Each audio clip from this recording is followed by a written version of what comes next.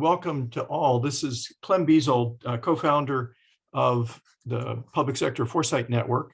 And I want to welcome you to this joint PSFN, Association of Professional Futurists webinar with OECD on foresight in government, particularly asking about how foresight works with helping governments recover and reinvent post-COVID-19, and as we'll see in future trends and technologies towards net zero. We're featuring Duncan Cass-Beggs and Alanna Markle from the OECD Strategic Foresight Unit. And Nancy, would you describe PSFN? Thank you, Clem. This is Nancy Donovan. I'm the other co-founder of the Public Sector Foresight Network. This is a group of several hundred around the world, which was formed after a breakfast meeting Dr. Bezold and I held in 2011 in Vancouver, Canada, at a meeting of the World Future Society to determine interest by government foresight practitioners and whether we should develop a critical mass to meet on a regular basis. Well, there was a great deal of interest by that group of 90, and beginning in 2011, 2012, we have been holding annual meetings and covering issues that relate to the purpose of the Public Sector Foresight Network. What are leading examples of foresight in government around the world?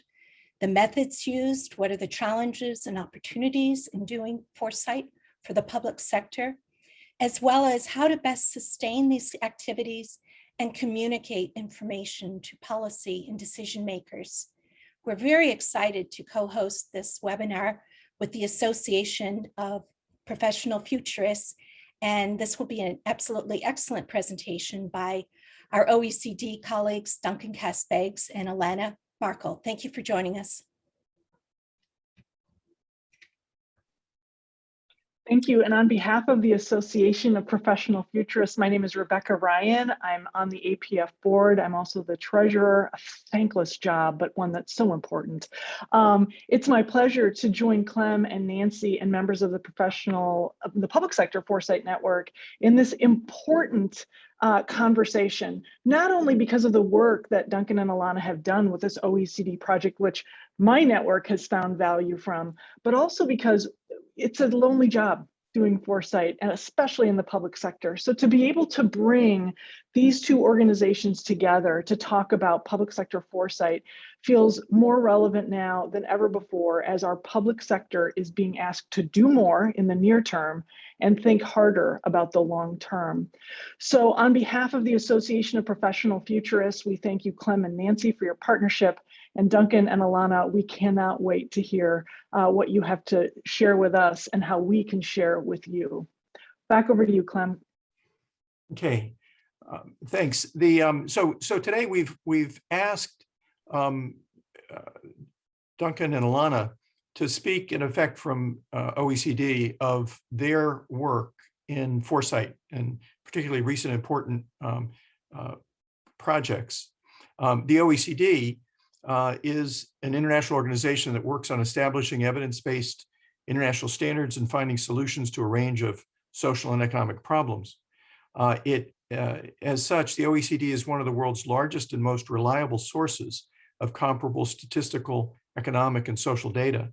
And OECD produces and promotes foresight. The OECD Strategic Foresight Unit works with many governments and organizations, as well as bringing foresight to OECD projects and research, and preparing the OECD itself for the future. In this context, we've asked the Duncan and Alanna to consider the report that they did a year ago now on strategic foresight for the COVID-19 crisis and beyond, using futures thinking to design better public policies, as well as to address other major current work they're doing. Duncan Cass-Beggs is the counselor for strategic foresight at the OECD, with a mandate to help strengthen strategic foresight and innovative approaches across the OECD and bring a stronger future focus to global dialogue on key policy issues. This involves working closely with the OECD staff, national governments, and leading foresight practitioners worldwide to explore disruptive changes that could occur in the future and their implications for policy decisions today. The aim of this is to challenge prevailing assumptions and stimulate ongoing dialogue on the most adaptive policies for a rapidly evolving and uncertain world. Duncan came to the OECD in 2016 from one of the best national foresight program units in the world, which is Policy Horizons Canada, where he served as the director of strategic foresight. Alanna Markle is a strategic foresight analyst with OECD, where she uses futures, processes, and analysis and storytelling to derive practical implications for policy.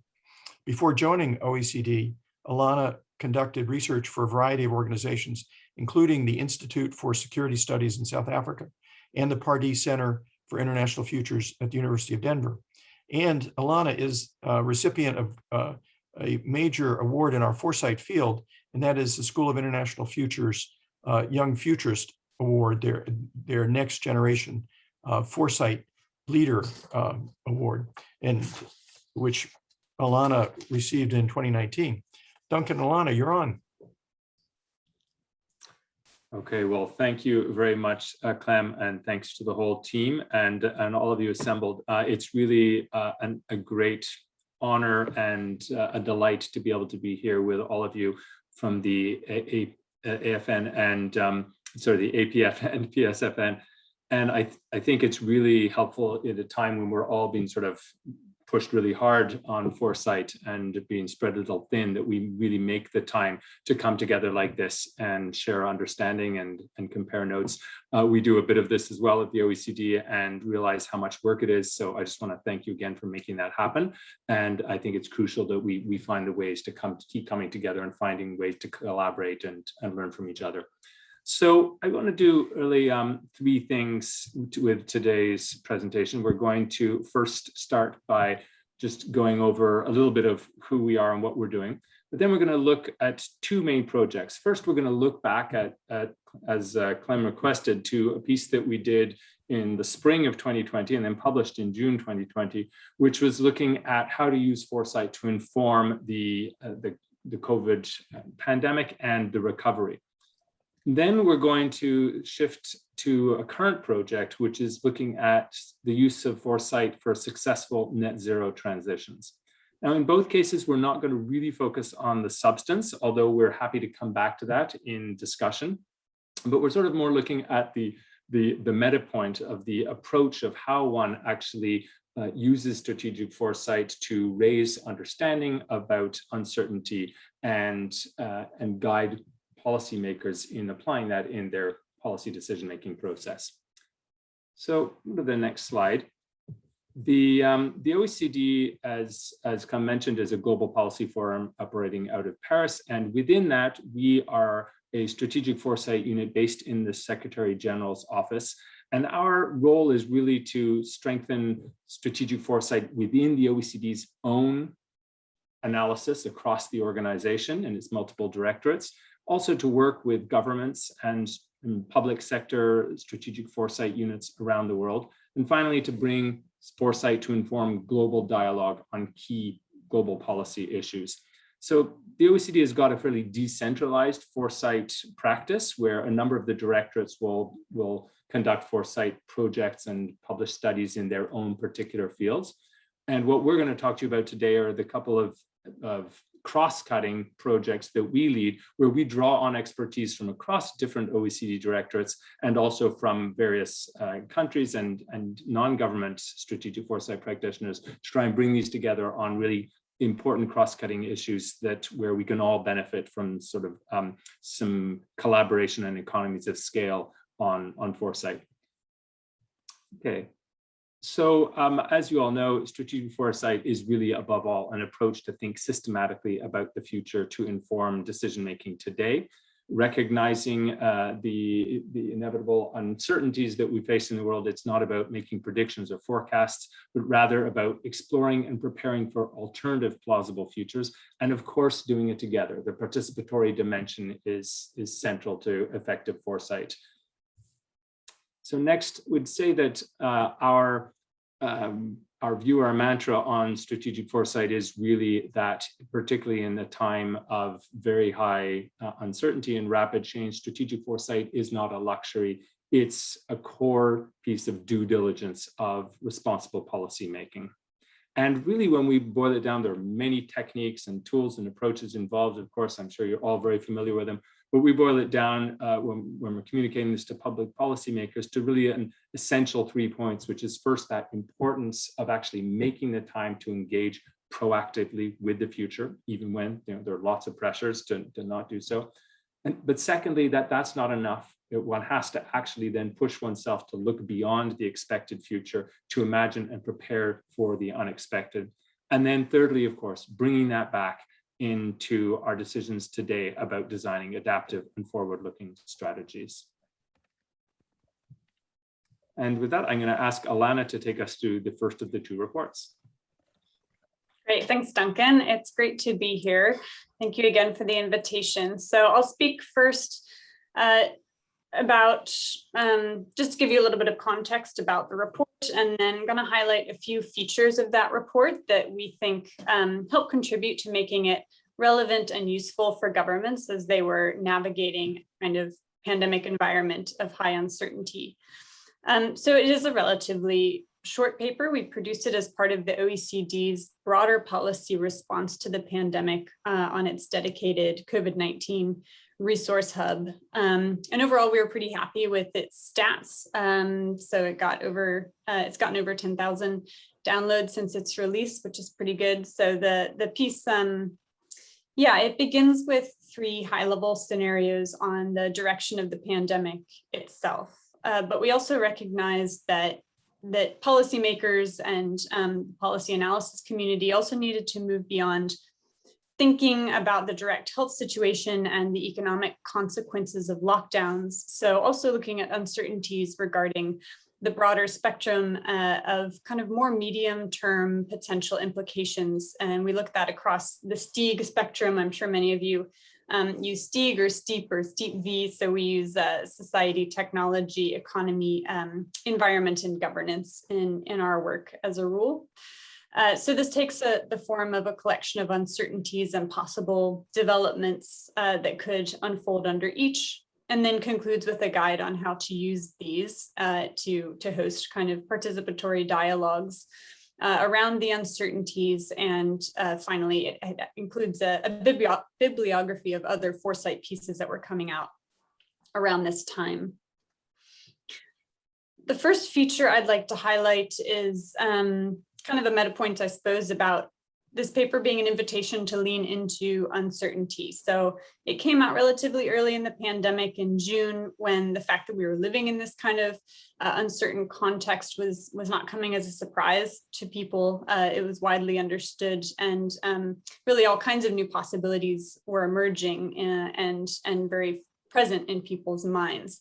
So what we tried to do with this piece was kind of invite people to lean into this uncertainty with us by using futures thinking, rather than to avoid it by making assumptions, even if those were different assumptions than they might have had before the pandemic started. So practically, this meant doing a lot of more show than tell, to kind of enter into dialogue with people about what they were seeing and experiencing. And this included hosting engagements like workshops and scanning club meetings with OECD colleagues up to kind of senior level of directors and senior management, down to kind of interns and across the analysis community, and then also our government foresight community. So we were collecting a lot of information from the folks we were interacting with on our own scanning, and then taking that and doing the kind of sense making and putting it into a structure that could generate insights rather than anxieties. So the second feature to highlight is that we were really prioritizing producing something that was easy to digest and globally relevant. So as an international organization, we serve our members, but we also serve the broader global community. And we were producing a public good, a public product, but we wanted to make sure that it was really accessible in the sense of being relevant and practical, not just free to download. So I think it's safe to say that kind of wide significance and broad applicability were high priorities when we were selecting the content to include in the piece, perhaps more so than novelty, which may not always be the kind of standard for a foresight product, but I think it was appropriate under these circumstances. So for example, one area of uncertainty we look at, one of the C categories under the area of society looks at issues around civic space and social attitudes, how those might evolve, how people's movements might change through migration and urbanization patterns. And then we cover a range of other issues under other categories. So this brings me to the final feature to highlight, which is that one thing this piece doesn't do is offer recommendations.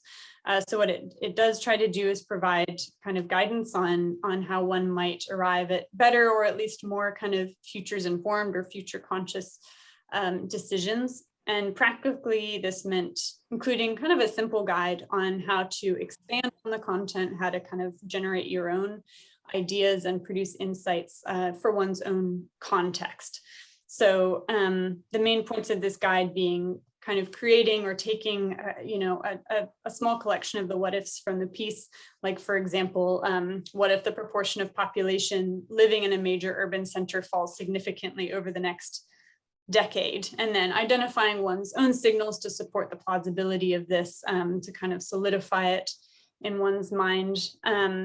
And then explore the consequences. So looking at second, third, even fourth order impacts that could arise. So, in this example, if the urban population drops significantly, there could be a wave of rural gentrification that leads to a rise in homelessness in rural areas. And then finally, looping back to implications. So implications and potential consequences for policy. So looking at how affordable housing policy could become more of a challenge in small cities as a result of the pandemic, and unused urban spaces needing to be able to be retooled and kind of reapportioned for different uses efficiently.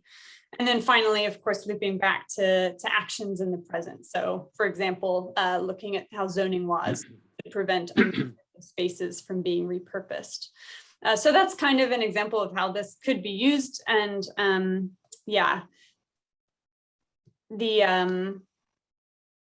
I guess the bottom line is just to point out that, this was designed as a foresight product that really wasn't meant to sit on a shelf. No good foresight product should, because the insights and the value really comes from using it. So I think when it comes to foresight, helping governments recover and reinvent themselves, it's really a high priority to make the contents of foresight products something that people can feel empowered to pick up and use and generate their own insight from, and hopefully options for action.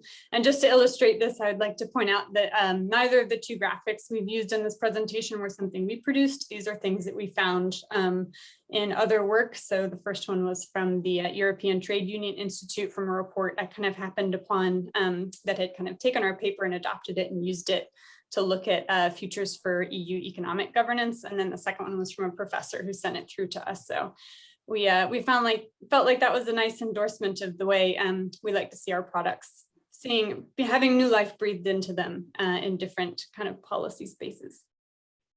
And that concludes it for me. Back to you, Duncan. Okay, thanks very much, Alanna. So that was the whirlwind tour through the COVID piece. But now I want to change pace a little bit and take you into a current project, which you'll see has some similarities. So this is our project about using strategic foresight to inform successful net zero transitions. So the context for this is, as I'm sure you know, that governments and organizations around the world are right now adopting ambitious commitments to net zero greenhouse gas emissions by 2050. And this raises the question, well, how do we ensure that these strategies that are needing to be designed today are actually going to be successful in this face of very high uncertainty and rapidly changing conditions that we're likely to see over the period of their implementation? So we asked ourselves, how can strategic foresight best contribute to what is arguably this most crucial current global public policy priority?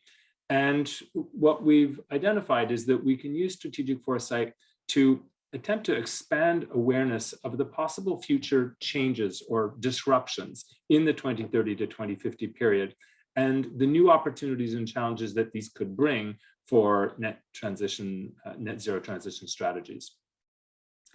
So if we go to the next slide, I'll show you just a little bit of how we're beginning to approach this. So the first step is really we began by identifying 30 initial possible disruptions that could occur over the 2030 to 50 period that could have significant implications for the implementation of net zero transition strategies. Each of these disruptions represent a plausible extreme of one key uncertainty. In a way, they're like mini scenarios. Each one generally represents just one direction of change, and we do this for the benefit of simplicity when workshopping them. So we've identified these essentially by STIG categories, and they include societal changes such as mass adoption of various forms of human augmentation and shifts in social values, technological changes such as a significant move towards virtual work and virtual living, or thereby lessening the ties of geography. We've also created a special category on green tech disruptions in particular for this project. So this would include game-changing breakthroughs in solar radiation management, energy storage, carbon capture, but also the opposite extreme, where some of these technologies may fail to materialize to the extent that governments are currently counting on. Many of you have probably heard John Kerry and others have said that potentially half of the global emissions reductions that we need to see will be dependent on technologies that have yet to be invented. And we reduce a lot of these technologies sort of in the wings, but we also need to realize that this is not guaranteed. And so that's a potential scenario to be preparing for as well. What would we have to do if we couldn't count on all of these developments?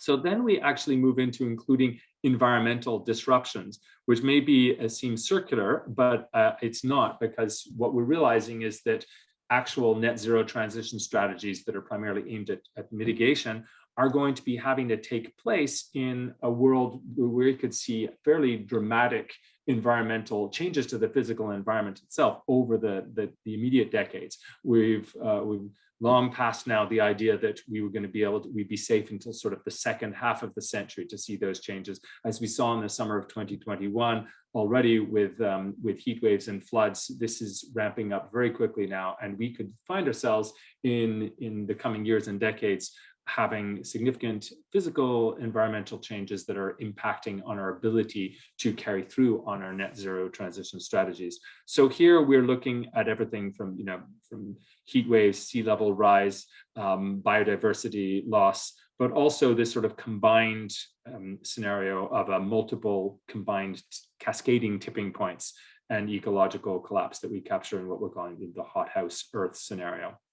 So we then include some of the key possible transformations to the economy, including such things as a highly decentralized blockchain-enabled economy and a general shift to replace growth in consumption with growth in well-being as a primary measure of societal progress, and others, recognizing that economics right now, and we see this a lot at the OECD too, is a domain that is highly in flux, and that a number of the world's leading economists and central bankers are admitting that the economy is not working entirely as economics has expected. And there's really tremendous amount more uncertainty about the future of the economy now than I think would have been accepted by mainstream economists, as recently as 10 years ago.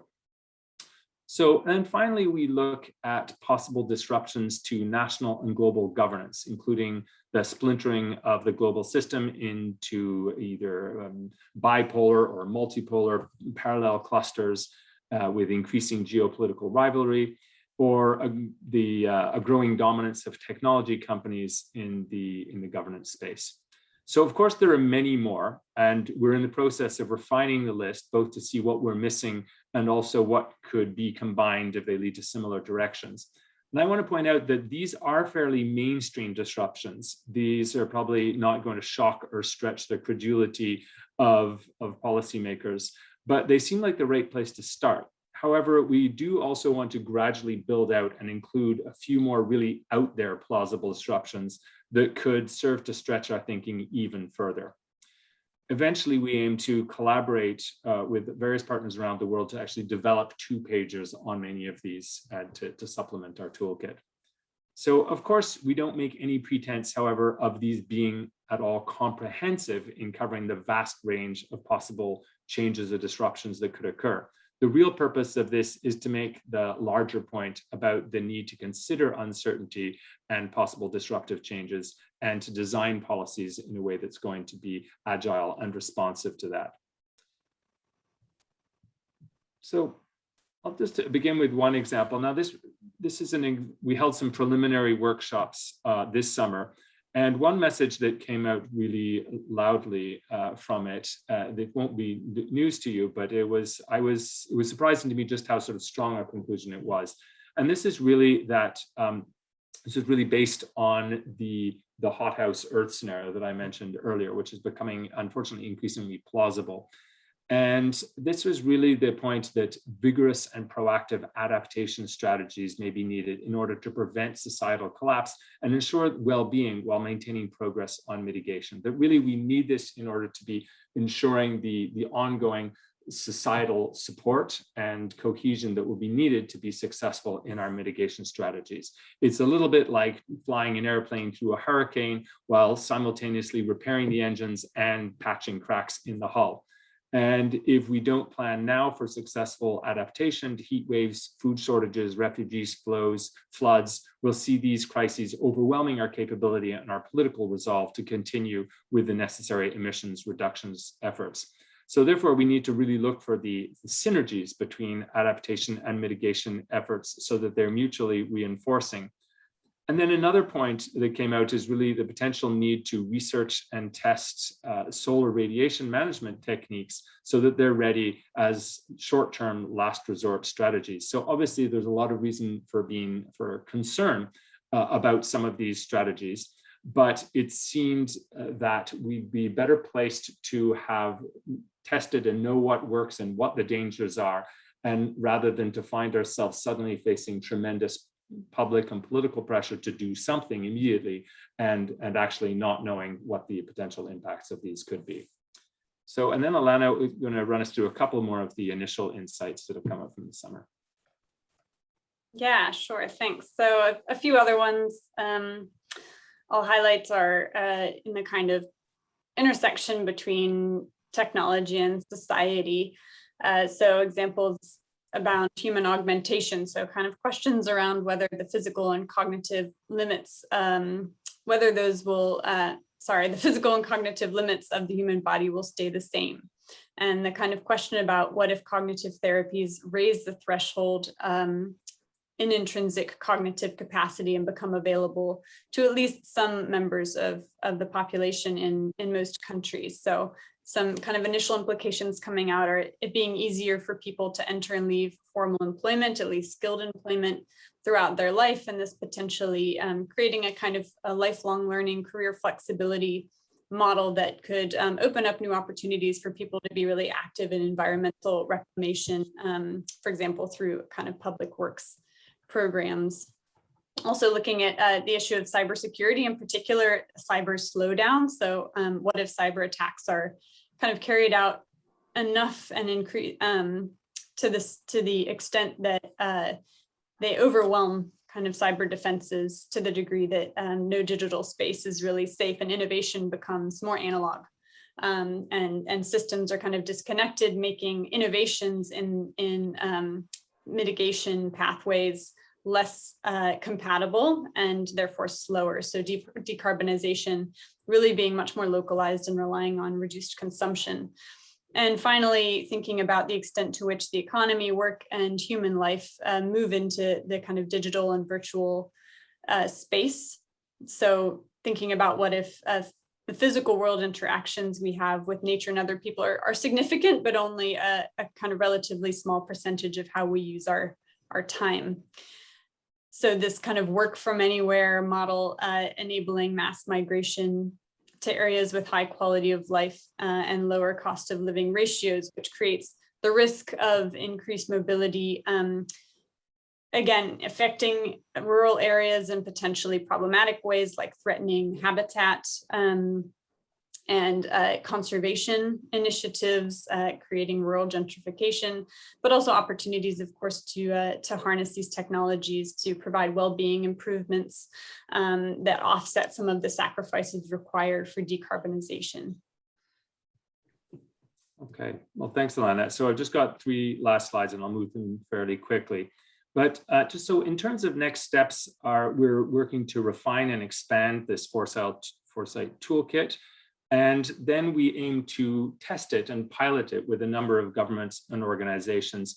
And just to give you a sense of how we hope to use this is that the idea would be that the multiple disruptions that we will have described and cascaded out and done a bit of interaction and cross-impacting between as well, we will serve as a sort of initial ingredient, and that what partners would do would be take a pair of the disruptions and combine them, maybe take 3 pairs and combine them and turn those into 3 different scenarios and build those into sort of more complete, rich, multi-dimensional systemic scenarios.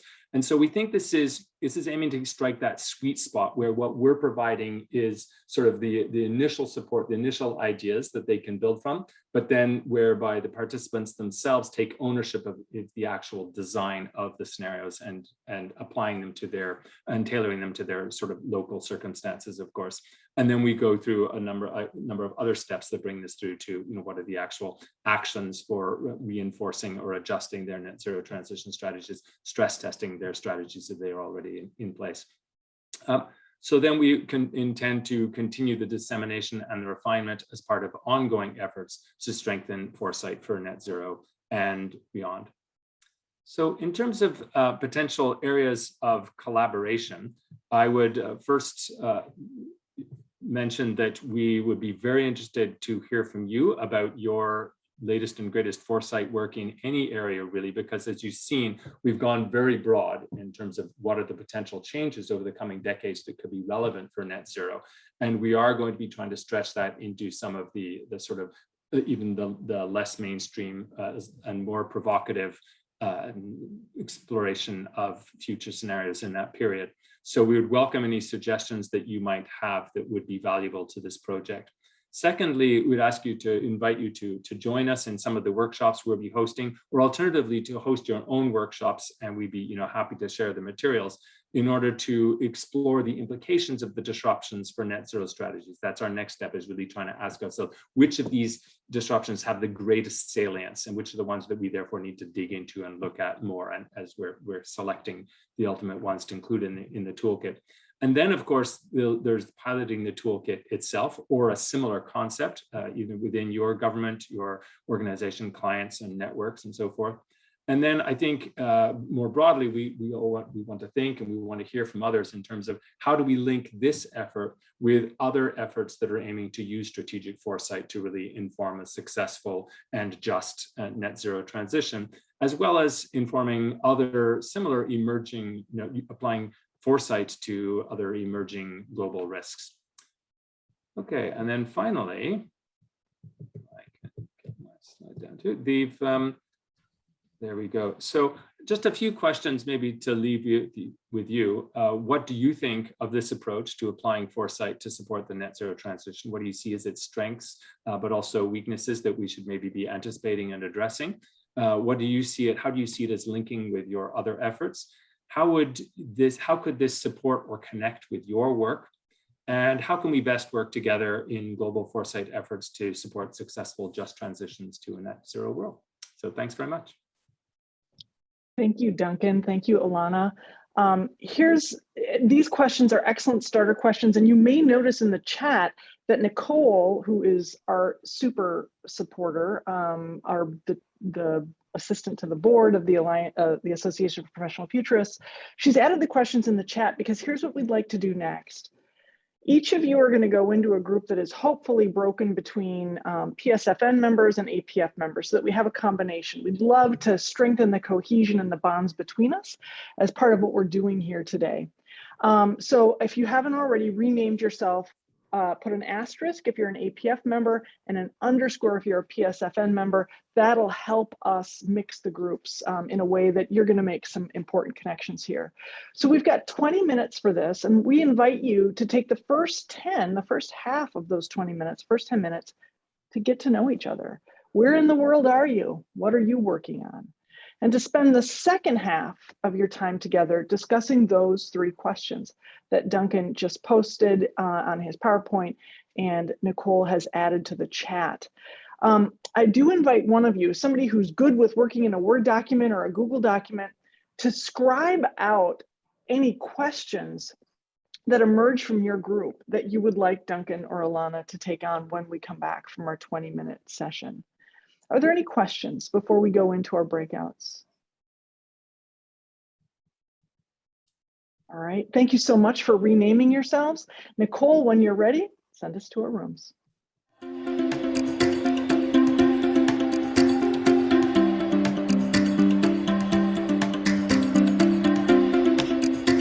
On behalf of the Association of Professional Futurists, I would just want to thank the Public Sector Foresight Network for joining forces for this. Of course, I want to thank Duncan and Alanna for their presentation and so graciously responding to so many of our questions. There have been questions about whether the recording is going to be available. Yes, it will. There have been questions about, do we need to form a task force? I'm not sure. But what is true, what feels absolutely true to me is I think all of us, excuse me, that was just a frog in my throat.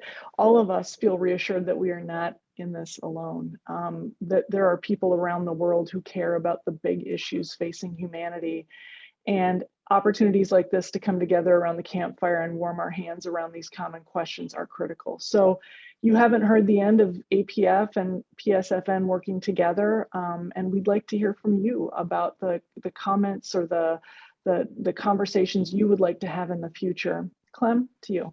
Great, thank you. Thank you, Rebecca, and thanks to the APF team for its great orchestration of this. And as you see on the screen, this is one place where we'd welcome sending suggestions to Nancy Donovan for future topics in conversations like this. And her email is there. We'll send that out as well, again, with the links to the posting of the material from this meeting.